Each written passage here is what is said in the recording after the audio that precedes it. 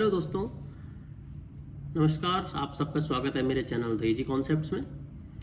तो आज मैं बात करने वाला हूँ एक बहुत ही इम्पॉर्टेंट चीज़ के बारे में।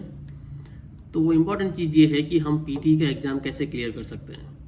सो पीटी के एग्ज़ाम से स्टार्ट करेंगे, लेकिन एक बैकग्राउंड बताने के लिए। जैसा कि मैंने प्रीवियस वीडियो में बात की थी कि मैंने पीएचडी के लिए क्या क्या किया, किस तरीके से क्लियर किया, कहाँ कहाँ अप्लाई किया, और उसमें एक इंपॉर्टेंट रिक्वायरमेंट जो ऑस्ट्रेलिया के लिए थी वो पीटी का एग्ज़ाम भी था। ऐसा नहीं कि मुझे सिर्फ पीटी का एग्ज़ाम देना था, मैं कोई और एग्जाम भी दे सकता था। जैसे मैं आइल्स का एग्जाम दे सकता था, या टॉफल का दे सकता था, या कैम्ब्रिज का एग्जाम दे सकता था। तो 4-5 एग्जाम हैं जिनको मैं दे सकता था, और उनकी सबकी अपनी अपनी रिक्वायरमेंट्स हैं। लेकिन मैंने पीटी चूज किया क्योंकि पीटी का रिजल्ट 2 दिन में आ जाता है और पूरा कंप्यूटर बेस्ड टेस्ट होता है, तो थोड़ा इजी रहता है कि आपको जल्दी रिजल्ट मिल जाता है। अगर मान लीजिए आपको ऐसा लगता है कि आपके पास टाइम कम है और आपको दोबारा एग्जाम देना पड़ सकता है, तो पीटी का एग्जाम आपके लिए इम्पोर्टेंट रहता है। तो आप पीटी का एग्जाम इस केस में दे सकते हैं, राइट। तो सबसे पहले मैं अब बात करूंगा कि इसके क्या क्या रिक्वायरमेंट्स होती हैं और कैसे कैसे आप क्लियर कर सकते हैं, क्या स्ट्रक्चर होता है पीटी एग्जाम का। तो इसके बारे में बात करते हैं। अगर आपको स्पेसिफिकली ऑस्ट्रेलिया पे फोकस करना है तो आप पीटी का एग्जाम दे सकते हैं, क्योंकि यहाँ पे एग्जाम काफ़ी पॉपुलर है। अगर आपको किसी और कंट्री में जाना है तो आप आईएलटीएस या टॉफल पे फोकस कर सकते हैं, कैम्ब्रिज के एग्जाम पे फोकस कर सकते हैं। तो सबसे पहले क्या होता है कि इन सब एग्जाम में एक चीज़ कॉमन है कि 4 सेक्शन होते हैं। स्पीकिंग का सेक्शन होता है, राइटिंग का सेक्शन होता है, रीडिंग का सेक्शन होता है और लिसनिंग का सेक्शन होता है, और सबके अलग अलग मार्क्स होते हैं। स्पेसिफिकली हर एक एग्जाम में कितने कितने मार्क्स आने चाहिए हर एक सेक्शन में, वो डिसाइडेड होता है यूनिवर्सिटी के द्वारा या कंट्री के द्वारा। जनरली कॉलेजेस के या कॉलेज या यूनिवर्सिटी डिसाइड कर लेती हैं कि हमें इतने मार्क्स इस सेक्शन में चाहिए और ओवरऑल इतने मार्क्स चाहिए, राइट। तो स्पेसिफिकली अगर मैं अपने बारे में बात करूं तो मुझे हर एक सेक्शन में, स्पीकिंग में भी, रीडिंग राइटिंग में भी और लिसनिंग में भी, सब में 50-50 मिनिमम लेके आने थे। और अगर कंबाइंड बात की जाए, सबका सम जितना होता है मिला के, वो मिनिमम 58 होना चाहिए। तो एक सरल एग्जांपल से समझते हैं। देखिए, सबसे जो हाईएस्ट मार्क्स आ सकते हैं आपके इन किसी भी सेक्शन में, वो 90 आ सकते हैं, ठीक है। तो 90, 90, 90, 90 आप ला सकते हैं। बट अगर आप मिनिमम पास करना चाहते हैं एग्जाम को, तो कम से कम आपको 50, 50, 50, 50 लाने पड़ेंगे। यानी कि ओवरऑल जो सम होता है या मैक्सिमम जो मार्क्स होते हैं 360 हो सकते हैं। बट अगर आप 200 लाएंगे तो एक मिनिमम वाला जो क्राइटेरिया आपका क्लियर होता है। लेकिन आपको बोला हुआ है कि 58 मिनिमम ओवरऑल आने चाहिए, तो अभी आपका क्लियर नहीं हुआ। यानी कि कम से कम आपको 32 मार्क्स और लाने थे ताकि आप क्लियर कर पाते, ठीक है। तो जो 8 मार्क्स का गैप रह गया, वो आप किस तरीके से क्लियर कर सकते हैं। मान लीजिए आपकी स्पीकिंग में और रीडिंग में आपके 50-50 आए, तो कम से कम आपको कोशिश करनी चाहिए कि जो 2 बचे हुए सेक्शन हैं उनमें एटलीस्ट आपको 70 लगभग लेके आने पड़ेंगे, तब जाके आपको ओवरऑल 58 बनेगा। तो मुझे लगता है कि आप समझ रहे होंगे, क्योंकि आप एवरेज निकालना है आपको, और आप एवरेज निकाल के आप देख सकते हैं कि 58 आ रहे हैं कि नहीं आ रहे हैं। तो अब आप स्क्रीन पे देख सकते हैं कि मैंने आपके लिए एक फॉर्मेट तैयार किया हुआ है कि 4 सेक्शन आपको दिख रहे हैं। स्पीकिंग का सेक्शन है, राइटिंग का सेक्शन है, रीडिंग का सेक्शन है और लिसनिंग का सेक्शन। और हर एक सेक्शन के अंदर कुछ सब सेक्शंस भी हैं। तो ये सब सेक्शन एक प्रकार का टाइप है कि किस टाइप का क्वेश्चन आपका उस सेक्शन के अंदर आता है। और फिर उसके बाद मैंने यहाँ पे लिखा हुआ है कि नंबर ऑफ आइटम्स कितने, यानी कि नंबर ऑफ क्वेश्चन उस सेक्शन के अंदर कितने आ सकते हैं। तो जैसे स्पीकिंग सेक्शन में रीड अलाउड के अंदर 6 से 7 क्वेश्चन आ सकते हैं। रिपीट सेंटेंस में प्रैक्टिस कितने करनी है, अलग बात ये मैंने अपने लिए बनाया था कि प्रैक्टिस कितना कर सकते हैं आप, और डेली आपको कितना प्रैक्टिस करना है। और इसमें 10 से 12 क्वेश्चन आ सकते हैं।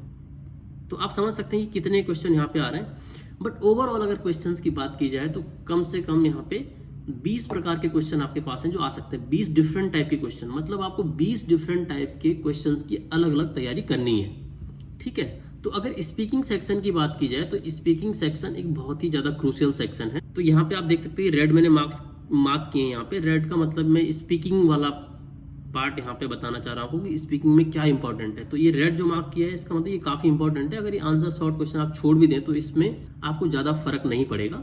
और ये रीड अलाउड देखिए आप, स्पीकिंग में भी इसका कंट्रीब्यूशन है और रीडिंग में भी कंट्रीब्यूशन है। तो पहले इस चार्ट को समझ लीजिए, चार्ट किस तरीके से काम कर रहा है। तो जैसे स्पीकिंग दिया हुआ है और इसके सब पार्ट दिए हुए हैं, तो इसके सब पार्ट कहाँ कहाँ कंट्रीब्यूट कर रहे हैं। स्पीकिंग में कंट्रीब्यूट कर रहा है, रीडिंग में कंट्रीब्यूट कर रहा है, रिपीट सेंटेंस स्पीकिंग में भी कंट्रीब्यूट कर रहा है और लिसनिंग में भी कंट्रीब्यूट कर रहा है। और फिर ये ओवरऑल इस सेक्शन का, इस पर्टिकुलर सब सेक्शन के लिए क्या सम है। यानी कि रीड अलाउड अगर आप करेंगे तो आप 44.3 मार्क्स ला सकते हैं। रिपीट सेंटेंस अगर आप पूरा अच्छे से करेंगे तो 51 मार्क्स आ सकते हैं। तो इस तरीके से अगर देखा जाए तो स्पीकिंग वाला सेक्शन आपका सबसे ज़्यादा क्रूशियल सेक्शन है, क्योंकि आपको इससे 148 मार्क्स मिल सकते हैं 360 में से। तो सबसे ज़्यादा क्रूशियल सेक्शन ये है। राइटिंग वाला सेक्शन इतना ज़्यादा क्रूशियल नहीं है, लेकिन राइटिंग वाले सेक्शन के मार्क्स आपको यहाँ से मिल रहे हैं और कहीं और से भी आप लेके आ सकते हैं। देखिए राइटिंग के आपको राइटिंग के वाले सेक्शन से मिल रहे हैं, लेकिन रीडिंग वाला सेक्शन भी कुछ कुछ आपको राइटिंग के मार्क्स दे रहा है और लिसनिंग वाला सेक्शन भी आपको राइटिंग के मार्क्स कुछ कुछ दे रहा है। तो स्पीकिंग में, राइटिंग में, रीडिंग में, लिसनिंग में मैक्सिमम 90 मार्क्स आप ला सकते हैं। इसी प्रकार से अब देखो, राइटिंग वाले सेक्शन में 2 सेक्शन है, रीडिंग वाले सेक्शन में 5 प्रकार के क्वेश्चन आ रहे हैं और लिसनिंग वाले में सबसे ज़्यादा है 1 2 3 4 5 6 7 8, तो लगभग 8 या 9 प्रकार के क्वेश्चन यहाँ पे आ रहे हैं। तो टोटल मिला के आपके जो क्वेश्चंस हो गए वो अलग अलग टाइप के क्वेश्चन है और ये उनके नंबर ऑफ क्वेश्चन लिखे हुए हैं। तो देखिए स्टार्ट कैसे करनी है इस एग्जाम की तैयारी। जिस तरीके से मैंने की मैं आपको बताऊंगा। जिस दिन मुझे पता चला कि मुझे पीटी एग्जाम की तैयारी करनी है या एग्जाम देना है, मैंने सबसे पहले आके कोई मॉक टेस्ट ओपन किया। सबसे पहले वेबसाइट पे, गूगल पे गया, पीटी एग्जाम मॉक टेस्ट। एक वेबसाइट मुझे मिली guruli.com, ठीक है। तो मैंने उस पर मॉक टेस्ट दिया। अभी मैं आपको अपने मॉक टेस्ट के रिजल्ट भी दिखाऊंगा कि मेरे मॉक टेस्ट में क्या क्या मार्क्स आए, ठीक है। तो वो मॉक टेस्ट के मार्क्स जो जो मेरे आए ये देख सकते हैं आप यहाँ पे, ठीक है। तो ये मॉक टेस्ट के मार्क्स मेरे किस तरीके से आए, देखिए यहाँ पे ये वाला सेक्शन देखिए, ठीक है। ये वाला सेक्शन आप देख सकते हैं कि सबसे पहले 15 फेब को मैंने गुरूली प्लेटफॉर्म पे एग्जाम दिया। लिसनिंग में मेरे 56 आए, रीडिंग में 61 आए, 54 मेरे स्पीकिंग में आए, राइटिंग में 69 आए, तो ओवरऑल 60 था। उस दिन पहला दिन था जिस दिन मुझे पता था कि मुझे पीटी एग्जाम देना है, या मैंने सुना था पीटी एग्जाम के बारे में। तब मेरे इतने मार्क्स आ गए, थोड़ा मुझे कॉन्फिडेंस आया कि हाँ यार मैं कुछ शायद से इस एग्जाम को क्लियर कर सकता हूँ। और फाइनल रिजल्ट देखिए, जो मैंने 14 मार्च को एग्जाम दिया, ये तो मतलब मेरा वो वाला एग्जाम है जो मैंने मॉक टेस्ट दिया था एक दिन पहले, लेकिन फाइनल स्कोर ये था मेरा जो ये ब्लू कलर में लिखा हुआ है। तो एवरेज स्कोर आप देखिए, मेरे जितने मॉक टेस्ट मैंने दिए उनका ये है 64, 64, 55, 74 और फाइनली 63। और फाइनल स्कोर 64 जो भी लगभग सेम है। 77 ये काफ़ी ऊपर है इससे, 60 ये भी ऊपर है और 78 ये भी लगभग सेम है। और ओवरऑल मेरे 70 आए फाइनली, ठीक है। लेकिन मैंने किया क्या, ये सारे मॉक टेस्ट दिए। इसमें से कुछ ऑफिशियल मॉक टेस्ट हैं, जैसे आप ये बोर्ड में देख सकते हैं यहाँ पे ऑफिशियल मॉक टेस्ट है। ये भी ऑफिशियल मॉक टेस्ट है, ये भी ऑफिशियल, ये भी ऑफिशियल। तो 4 ऑफिशियल मॉक टेस्ट मैंने बाय किए पियर्सन से और उनको दिया। लेकिन एक प्रॉब्लम यहाँ पे थी, ये जो मार्क्स आपको ये दिख रहे हैं यहाँ पे, ये थोड़ा कम हो गए। कम क्यों हुए, यहाँ पे देखिए मेरे इस वाले सेक्शन में ये 10 मार्क्स आए मेरे, ठीक है। 10 सबसे कम होते हैं, यानी कि 0 मानेंगे आप इनको। और यहाँ पे 14 मार्च को मैंने एक और एग्जाम दिया, उसमें भी मेरे बिल्कुल 0 मार्क्स आए। कौन से सेक्शन में, स्पीकिंग वाले सेक्शन में। तो हम अभी स्पीकिंग वाले सेक्शन पे थे। तो स्पीकिंग वाले सेक्शन में इतना बुरा कैसे हो सकता है, आप देखिए कहीं पे भी मेरे 54 के आसपास मार्क्स हैं, सबसे कम 54 से कम कहीं नहीं है इसके अलावा। लेकिन यहाँ पे 10 आ गए, यानी कि कम से कम मेरे 44 मार्क्स तो यहाँ पे मैं मान के चलता हूँ कि कम हुए। उसका रीजन क्या हो सकता है अभी आपको बताऊंगा। ओवरऑल स्कोर भी इस कारण मेरा मॉक में कम हो गया, लेकिन मुझे पता था कि ये कम हुआ है, लेकिन मैं इसको कवर कर लूंगा क्योंकि ये कुछ टेक्निकल प्रॉब्लम है। और टेक्निकल प्रॉब्लम क्या है, मैंने यहाँ पे लिखा हुआ है इफेक्ट ऑफ नॉइज।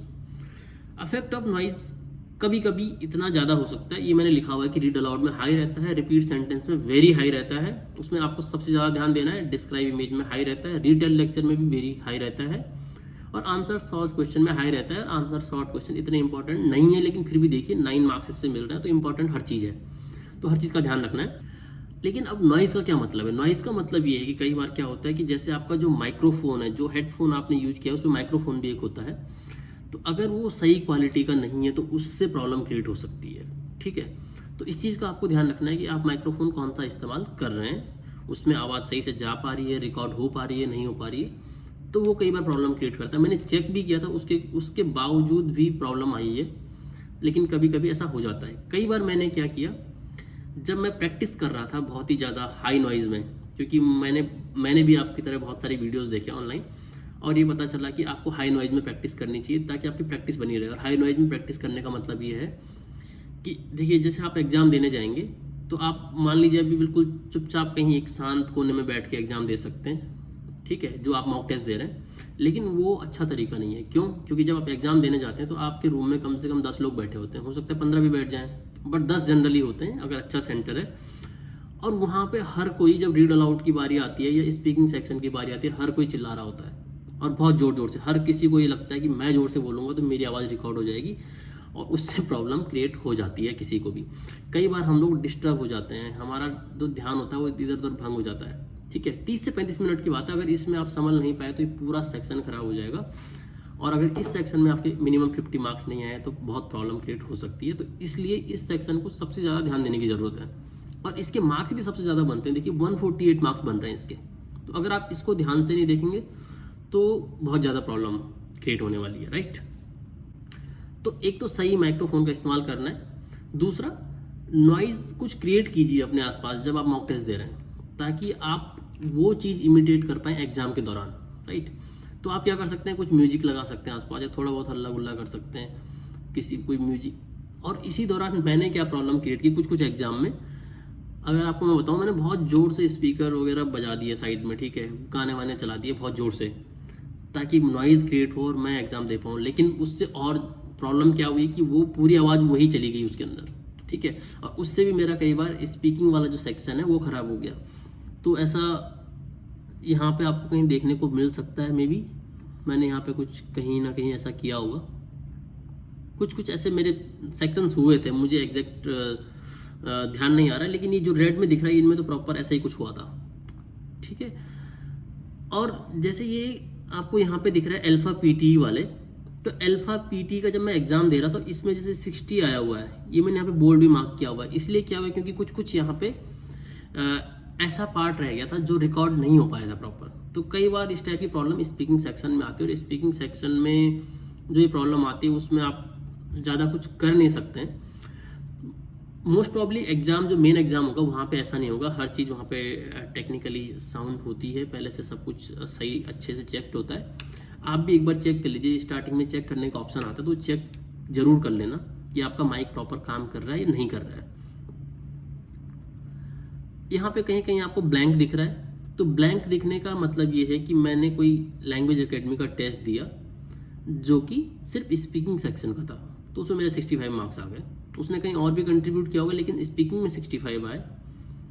ऐसे ही लैंग्वेज एकेडमी का टेस्ट दिया, सिर्फ रीडिंग में उसने आपको कंट्रीब्यूट किया। तो ऐसे ये इतने सारे टेस्ट आप देख सकते हैं। ये मैं 15 फेब से लेके और 14 मार्च तक दे रहा था, और 15 मार्च को फिर मेरा पीटी का एग्जाम था। तो एक महीने में मैंने इतने मॉक टेस्ट दिए और ये मेरे मार्क्स आए जो आप देख सकते हैं। आप अपना मैच भी कर सकते हैं, अगर आप टेस्ट दे रहे हैं मॉक टेस्ट किस प्लेटफॉर्म पे दे रहे हैं, वो आपको प्लेटफॉर्म देखने हैं तो ये देखिए यहाँ पे इन प्लेटफॉर्म पे ये सारे मैंने फ्री मॉक टेस्ट दिए हैं, एक्सेप्ट दिस पियर्सन ABCD, ये चारों मैंने बाई किए थे। तो ये टेस्ट आप बाई कर सकते हैं और उसके बाद एग्जाम दे सकते हैं इन पे, ठीक है। अराउंड 6000 का आपको पड़ेगा इंडियन रुपीज़ में। उसके बाद यहाँ पे वापस आ जाते हैं, एक बार फिर से और थोड़ा डिटेल में बात करते हैं। जो यहाँ पे स्पीकिंग सेक्शन में रीड अलाउड है, रीड अलाउड में कुछ पैराग्राफ दिया होता है, आपको वो पढ़ना होता है, ठीक है। तो अभी बहुत ज़्यादा डिटेल में बात नहीं करेंगे, लेकिन फिर भी थोड़ा सा समझने के लिए, अदरवाइज आपको लगेगा कि मैंने कुछ आपको बताया नहीं है। तो रीड अलाउड में क्या होता है, एक पैराग्राफ दिया होता है, वो आपको पढ़ना होता है। तो उसमें बहुत सारी चीज़ें चेक होती हैं जिसकी डिटेल में हम कभी बात करेंगे आगे, लेकिन आपका प्रोनाउंसिएशन सही होना चाहिए, आपकी फ्लुएंसी सही होनी चाहिए, ठीक है। इन सब से आपके मार्क्स बनते हैं 22.2 स्पीकिंग में और 22.1 रीडिंग में, तो टोटल मिला के 44। ये थोड़ा वेरी कर सकता है depending on the number of questions. Repeat sentence में एक सेंटेंस सुनाई देता है और वही बोलना होता है आपको। तो अगर आप 60-70% हर सेंटेंस सही बोल जाते हैं, 10 से 12 सेंटेंस होते हैं, अगर 60-70% हर सेंटेंस सही बोल जाते हैं तो आपको चिंता करने की जरूरत नहीं, आपके मार्क्स अच्छे आएंगे। भले फुल ना आए लेकिन अच्छे मार्क्स आएंगे। डिस्क्राइब इमेज, एक इमेज दी होती है और इस इमेज के बारे में आपको थोड़ा टाइम मिलता है सोचने का, और उसके बाद आपको बोलना होता है कि उस इमेज में क्या है। तो उसकी कुछ ट्रिक्स हैं, वो आप यूट्यूब पे बहुत सारी ऐसी वीडियो जो ट्रिक्स बताती हैं कि कैसे कैसे आप वो इमेज के बारे में बात कर सकते हैं। और अगर आपकी फ्लुएंसी अच्छी है, आपका प्रोनाउंसिएशन अच्छा, आपका कंटेंट अच्छा है उस इमेज के बारे में जो उसमें दिया हुआ है, तो आपके अच्छे मार्क्स आएंगे। रिटेल लेक्चर में क्या होता है, आपको सुनना होता है, कुछ पहले एक लेक्चर बोला जाता है, फिर आपको उसकी समरी बना के बोलनी पड़ती है। ठीक है, आंसर शॉर्ट क्वेश्चन में एक 1 वर्ड आंसर होता है, वो आपको बोलना होता है। भले इसके ज़्यादा मार्क्स नहीं है, लेकिन फिर भी छोड़ना कुछ भी नहीं है। ठीक है, राइटिंग में समराइज रिटन टेक्स्ट, तो एक बड़ा सा टेक्स्ट दिया होता है और उसको समराइज करना होता है एक लाइन में।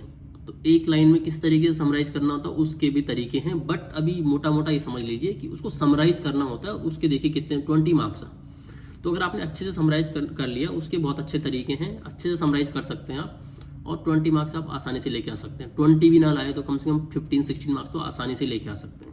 राइट ऐसे लिखने के भी तरीके हैं, कुछ फॉर्मेट हैं, कुछ टेम्पलेट्स हैं जो कि लैंग्वेज एकेडमी और बहुत सारे टीचर्स हैं जो कि यूट्यूब पे बताते रहते हैं, आप उनको भी फॉलो कर सकते हैं। और ऐसे लिखिए आप। ऐसे लिखने में अगर आपके पास 2 ऐसे आते हैं तो फॉर्मेट अगर आपका सेम है तो आपका बेनिफिट है। अगर एक भी ऐसे आ रहा है तो आपको मार्क्स स्कोर करना यहाँ पे आसान है। 11 मार्क्स में बहुत ज़्यादा नहीं है, लेकिन राइटिंग में अगर आपको स्कोर करना है बेटर तो हर एक सेक्शन में अच्छा करना पड़ेगा। अब रीडिंग वाले सेक्शन की बात, हाँ, और एक चीज़ जरूर सोचनी कि ये सारे टाइम्ड हैं, ये सेक्शंस सब में इनका टाइम दिया हुआ है। ठीक है, जैसे रीड अलाउड है तो रीड अलाउड में अगर आपने टाइम बर्बाद कर लिया तो फिर आप बाद में नहीं पहुंच पाएंगे रिपीट सेंटेंस या किसी और पे।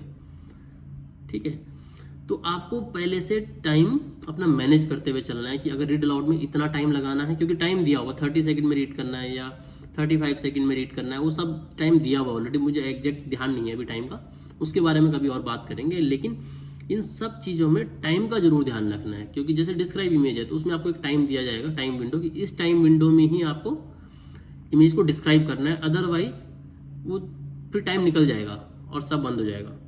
जैसे रीड अलाउड में एक और चीज़ का ध्यान रखना है कि स्टार्टिंग के 3 सेकंड तक अगर आपने नहीं बोला तो रिकॉर्डिंग बंद हो जाएगी। तो जैसे ही टाइम मिलता है वैसे ही बोलना शुरू करना है। उसके बाद रीडिंग वाले सेक्शन में मल्टीपल चॉइस आंसर है। देखिए इसकी ज़्यादा वेटेज नहीं है, तो आप चाहें अगर आप जल्दीबाजी में अभी तो छोड़ भी सकते हैं। मल्टीपल चॉइस आंसर्स हैं, इसमें भी ज़्यादा वेटेज नहीं है, तो इसको भी आप लीव कर सकते हैं, लेकिन कोई ना कोई टिक मारिए, क्योंकि देखिए इसमें नेगेटिव मार्किंग नहीं है तो टिक मार सकते हैं। रीऑर्डर पैराग्राफ में बेसिकली 4-5 लाइंस दी होती हैं जो करेक्ट ऑर्डर में नहीं होती हैं, आपको रीऑर्डर करनी होती है, तो ये बहुत आसान होता है और इसकी बहुत ज़्यादा स्कोरिंग नहीं है, लेकिन जितना स्कोर है वो इजीली कर सकते हैं आप। Reading, fill in the blanks, drag and drop, तो बेसिकली एक पैराग्राफ दिया होता है और कुछ वर्ड्स दिए होते हैं, जैसे मान लीजिए 5 ब्लैंक है उसमें और आपको 7 या 8 दिए हुए हैं, तो वो ड्रैग करने होते हैं आपको उसकी राइट प्लेस पे। ठीक है, तो इसके लिए प्रैक्टिस की ज़रूरत होती है। देखिए इसकी स्कोरिंग भी बहुत ज़्यादा है और ये आपका सिर्फ रीडिंग में ही आपको कंट्रीब्यूट करता है, बट इससे बहुत ज़्यादा मार्क्स मिलते हैं। और इससे ज़्यादा ज़रूरी है रीडिंग एंड राइटिंग, एक दूसरा सेक्शन इसी के अंदर आता है, वो ड्रॉप डाउन होता है। उसमें आपको जैसे मान लीजिए 10 ब्लैंक दिए हुए हैं, तो हर एक 10 ब्लैंक में 3-3, 4-4 या 5-5 ऑप्शन होंगे, वो ड्रैग एंड ड्रॉप उसमें ड्रॉप डाउन होगा, उसमें से आपको सेलेक्ट करना होगा। तो इसकी स्कोरिंग बहुत ही ज़्यादा है, अराउंड 45 मार्क्स के आसपास। तो दोस्तों सबसे ज़्यादा इंपॉर्टेंट सेक्शन ये है इसमें, रीडिंग सेक्शन के अंदर, जो कि रीडिंग में भी कंट्रीब्यूट कर रहा है और राइटिंग में भी कंट्रीब्यूट कर रहा है, और इसके बहुत सारे क्वेश्चंस होते हैं, तो इसको मिस नहीं करना है। अगर आपने इसको मिस किया तो इसका मतलब आप रीडिंग राइटिंग दोनों में मार्क्स गंवाएंगे, तो ऐसा बिल्कुल भी नहीं करना है। नेक्स्ट अगले सेक्शन की बात करते हैं, लिसनिंग सेक्शन की। तो लिसनिंग में देखिए बहुत सारे क्वेश्चंस हैं, लेकिन जो सबसे ज़्यादा ज़रूरी है वो मैंने जो ये येलो मार्क किए हुए हैं, ये इनको आप छोड़ भी सकते हैं। देखिए बहुत सारे इसमें ऐसे हैं जो आप छोड़ सकते हैं, उसके अलावा 4 और सेक्शन बचते हैं जो कि इंपॉर्टेंट है, लेकिन हम सबकी बात करेंगे। समराइज स्पोकन टेक्स्ट की अगर हम बात करते हैं तो कुछ बोला जाता है और उसको आपको समराइज करके लिखना होता है। तो आप पहले एक लेक्चर सुनेंगे जो कि आपको सुनाया जाएगा, तो उससे आपकी लिसनिंग कैपेबिलिटी चेक होती है, और जब आप उसको लिखते हैं तो उससे आपकी राइटिंग कैपेबिलिटी चेक होती है। तो इसलिए ये दोनों जगह कंट्रीब्यूट करता है। 25 मार्क्स का लगभग ये रहता है, तो काफ़ी इंपॉर्टेंट है। मल्टीपल चॉइस आंसर जैसे ऊपर था सिमिलर है, लेकिन इतना इंपॉर्टेंट नहीं है, आप छोड़ भी सकते हैं। फिल इन द ब्लैंक्स, तो ये फिल इन द ब्लैंक्स जो ये काफ़ी इंपॉर्टेंट सेक्शन है, आप देख सकते हैं आपको 14 मार्क्स मिल रहे हैं इससे, और ये आप राइटिंग में भी कंट्रीब्यूट कर रहा है और लिसनिंग में भी कंट्रीब्यूट कर रहा है। तो बेसिकली होगा क्या, एक पैराग्राफ दिया होगा, उसमें कुछ ब्लैंक होंगे, एक ऑडियो चलेगा और वो जब वहाँ पे वर्ड मिस जो है वो बोला जाएगा तो आपको वो लिखना है साथ साथ में। तो इस चीज़ का ध्यान रखना। हाईलाइट करेक्ट समरी, तो बेसिकली आपको एक ऑडियो सुनाई देगा और कुछ ऑप्शंस होंगे, जो कि करेक्ट ऑप्शन होगा उसको चूज कर देना है, ठीक है। तो ये थोड़ा आसान है, ज़्यादा कंट्रीब्यूशन नहीं है। Multiple choice, choose single answer, तो इसमें सिंगल आंसर चूज करना ये भी कोई बड़ी बात नहीं है। ओके, तो दूसरा क्या है, select missing word. Select missing word में क्या होगा कि सेलेक्ट मिसिंग वर्ड में आपको एक ऑडियो सुनाई देगा, ठीक है, और फाइनली एक लास्ट में एक वर्ड मिस हो जाएगा और उसके ऑप्शंस दिए होंगे कि कौन सा वर्ड मिस हुआ है। तो आपको अगर सुनाई दिया उसमें से कि सेंटेंस क्या है, तो फाइनली शायद से आप गेस कर सकते हैं कि मिस क्या हुआ है। तो वो मिसिंग वर्ड पे आपको क्लिक करना है या टिक करना है कि ये वर्ड मिस हुआ है जो कि आना चाहिए था वहां पे, जब ऑडियो में नहीं आ पाया। ओके, तो नेक्स्ट बात करते हैं हाईलाइट इनकरेक्ट वर्ड्स की। ये बहुत ही इंटरेस्टिंग है और अगर आपने बिल्कुल ध्यान से सुना तो आप इसमें पूरे नंबर पा सकते हैं। तो करना क्या है, एक पैराग्राफ दिया होता है और पैराग्राफ देने के साथ साथ एक ऑडियो चलता है। तो कुछ जो ऑडियो में बोला जा रहा है वो ट्रांसक्रिप्ट जो आपके सामने लिखी होती है उसमें से कुछ वर्ड डिफर करते हैं, राइट। तो जो वर्ड डिफर कर रहे हैं आपको उस पर क्लिक करना है और लगभग उतने मार्क्स आपको मिल जाते हैं। तो ऐसे 2 से 3 क्वेश्चन होते हैं, इन सब का क्वेश्चन का आपको ध्यान रखना है। तो प्रैक्टिस इन सब की करनी है। मैंने देखिए लिखा है साइड में कि कितने नंबर ऑफ क्वेश्चन आपको प्रैक्टिस करने चाहिए डेली। अगर इतने नहीं हो पाते थोड़ा कम कीजिए, बट इस रेशियो में थोड़ा मेंटेन करके रखिए कि आप प्रैक्टिस करें। आप 1 महीने में भी पीटी का एग्जाम निकाल सकते हैं, इतना डिफिकल्ट नहीं है, ठीक है। अगर आपको कुछ भी डाउट हो या कोई प्रॉब्लम हो तो आप कमेंट्स में लिख के पूछ सकते हैं क्वेश्चन। मैं कोशिश करूंगा कि आप सबके रिस्पॉन्स भी कर सकूं। अब लास्ट एक सेक्शन रह गया यहाँ पे, राइट फ्रॉम डिक्टेशन। ये बहुत ही ज़्यादा स्कोरिंग है, देखिए आप 46.5 लगभग आपको मार्क्स मिल रहे हैं, ठीक है। तो राइट फ्रॉम डिक्टेशन क्या है, एक सेंटेंस आपको सुनाई देता है और वो सेंटेंस आपको एज इट इज लिखना होता है। बस लगभग ऐसे 3 से 4 क्वेश्चन होते हैं। देखिए 3 से 4 क्वेश्चन के ही आपको कितने मार्क्स मिल रहे हैं, तो इसकी बहुत ज़्यादा प्रैक्टिस करनी है। तो ओवरऑल अगर हम देखें यहाँ पे कौन कौन सी चीज़ें हैं जिसकी हमको सबसे ज़्यादा प्रैक्टिस करनी है, फाइनली एक बार इसको समराइज कर लेते हैं, राइट। तो यहाँ पे आपको क्या करना है, मार्क्स देखिए आप। जो सबसे पहले रीड अलाउड है, इसकी बहुत ज़्यादा प्रैक्टिस करनी है, लगभग 45 मार्क्स आपको मिल रहे हैं। रिपीट सेंटेंस लगभग 52 मार्क्स आपको मिल रहे हैं, तो इसकी बहुत ज़्यादा प्रैक्टिस करनी है। डिस्क्राइब इमेज, इसकी बहुत ज़्यादा प्रैक्टिस करनी है। डिटेल लेक्चर, इसकी बहुत ज़्यादा प्रैक्टिस करनी है। 4 तो ये हो गए। यहाँ पे इसके बाद समराइज रिटन टेक्स्ट, इसकी बहुत ज़्यादा प्रैक्टिस करनी है। जितने भी 20 से ऊपर वाले मार्क्स वाले सबकी बहुत ज़्यादा प्रैक्टिस करनी है। यहाँ पे देखिए 2, reading and writing, fill in the blanks, and reading fill in the blanks, दोनों सिमिलर चीज़ें हैं, दोनों में फिल इन द ब्लैंक्स ही आपको करने हैं। तो इसकी बहुत ज़्यादा इंपॉर्टेंस है, तो इनको नहीं छोड़ना है किसी भी हाल में। उसके अलावा अगर नीचे आए तो एक तो फिल इन द ब्लैंक्स ये वाला है, फिर से कि सुनाई देगा और लिखना है, ठीक है। तो सुनने की कैपेबिलिटी आपकी बढ़ानी है। दूसरा समराइज स्पोकन टेस्ट, आपको कुछ सुनाई देगा और वो आपको बोलना है। तो जो टेक्स्ट सुनाई दे रहा है उसको समराइज करके लिखना है। तो 25 नंबर का बहुत ज़्यादा क्रूशियल है, तो सुनने की कैपेबिलिटी भी थोड़ा बढ़ानी पड़ेगी। उसके लिए क्या करना पड़ेगा कि ये इस टाइप के क्वेश्चन आप जाओ, जैसे लैंग्वेज एकेडमी मुझे एक बहुत अच्छा प्लेटफॉर्म लगा, वहाँ पे आप क्या कर सकते हैं, वहाँ पे प्रैक्टिस क्वेश्चन बहुत ज़्यादा दिए हुए हैं, तो उनको सॉल्व करो, फ्री ऑफ कॉस्ट है। वो सॉल्व करने का कोई आपसे पैसा नहीं ले रहा है, तो उस पर आप सॉल्व करते रहिए हर एक डिफरेंट टाइप के क्वेश्चन की। आपकी जैसे आपको समराइज स्पोकन टेक्स्ट पे जाना है, ठीक है, तो समराइज स्पोकन टेस्ट पे जाइए और उसी के क्वेश्चन को प्रैक्टिस कीजिए, देखिए कितने मार्क्स आपके आ रहे हैं। मल्टीपल टाइम एक क्वेश्चन प्रैक्टिस कर सकते हैं, तो आपको ये भी लगेगा कि आप उसमें बेटर कर पा रहे हैं कि नहीं कर पा रहे हैं। अगला, हाईलाइट इनकरेक्ट वर्ड और राइट फ्रॉम डिक्टेशन। तो ये जो ग्रीन मैंने किए हुए हैं यहाँ पे, ये इंपॉर्टेंट चीज़ें हैं, लेकिन जो आप देख लीजिए जो 15-16 से ज़्यादा या 20 से ऊपर जितने मार्क्स वाले हैं वो सबसे ज़्यादा इंपॉर्टेंट है, ठीक है। तो सबसे क्रूशियल आपका हो गया स्पीकिंग सेक्शन, जिसका आपको बहुत ज़्यादा ध्यान रखना है। फिर लिसनिंग सेक्शन, जो कि इसी ऑर्डर में आते हैं एग्जाम में भी, ठीक है। सबसे पहले स्पीकिंग आता है, फिर राइटिंग आता है, फिर रीडिंग आता है, फिर लिसनिंग आता है। तो लगभग पूरा एग्जाम 2 घंटे से लेकर 2 घंटे 15 मिनट तक चलता है और उसमें ही आपको ये सब करना होता है। तो जो हमने बोला अभी तक उसका पूरा जो अगर मैं समराइज करूं, समराइज करने में ये है कि स्पीकिंग सेक्शन में आपको नॉइज़ का जरूर ध्यान रखना है, नॉइज़ में प्रैक्टिस करनी है। स्पीकिंग सेक्शन बहुत ज़्यादा ज़रूरी है, तो इसको बहुत ज़्यादा प्रैक्टिस करनी है। लिसनिंग सेक्शन की बहुत ज़्यादा प्रैक्टिस करनी है। राइटिंग को आप मिस नहीं करेंगे, क्योंकि राइटिंग में टेम्पलेट्स बने, उन टेम्पलेट्स को याद कर लेना। अगर कुछ भी नहीं आता तो कम से कम उनको लिख दो। अगर आपका एग्जाम नियर है, ये तब की बात है। अगर आपके पास टाइम है 1 महीना या 2 महीने आपके पास है, तब आपके पास बहुत ज़्यादा टाइम है, ठीक है। तो आप 2 महीने पूरी प्रैक्टिस कीजिए। मॉक टेस्ट जरूर देना है, जैसे कि मैंने आपको बताया मॉक टेस्ट, ये देखिए यहाँ पे मैंने मॉक टेस्ट दिए। तो मॉक टेस्ट का शायद से ये रिजल्ट है कि मैं ये एग्ज़ाम अच्छे से क्लियर कर पाया, अदरवाइज प्रॉब्लम हो सकती थी, राइट।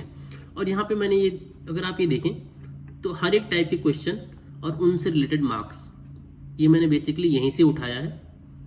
तो आप यहाँ देख सकते हैं रिपीट सेंटेंस सबसे ज़्यादा इंपॉर्टेंट। तो इंपॉर्टेंस की ऑर्डर है, कौन सा कितना इंपॉर्टेंट है। तो सबसे पहले आपको रिपीट सेंटेंस, फिर राइट फ्रॉम डिक्टेशन, इस तरीके से आप प्रैक्टिस कर सकते हैं। तो आप देखेंगे कि आपके कितने मार्क्स आ रहे हैं। यहाँ तक अगर आपने क्लियर कर दिया तो आपके 300 मार्क्स आ जाएंगे, अगर इतना ही ग्रीन तक जो लिखा हुआ है, ठीक है। क्योंकि ये सारा जो नीचे का है, ये लगभग कितना मार्क्स बना रहा है, ये आपका 20 मार्क्स भी नहीं बना रहा है इतना। तो ऊपर के जितने हैं इनकी ज़्यादा ज़्यादा प्रैक्टिस करनी है। आपको कोई डाउट हो, कोई क्वेश्चन हो, कोई क्वेरी हो, तो नीचे कमेंट में लिखिए। सो मिलते हैं अगली वीडियो में, तब तक के लिए नमस्कार, धन्यवाद, bye bye, thank you so much.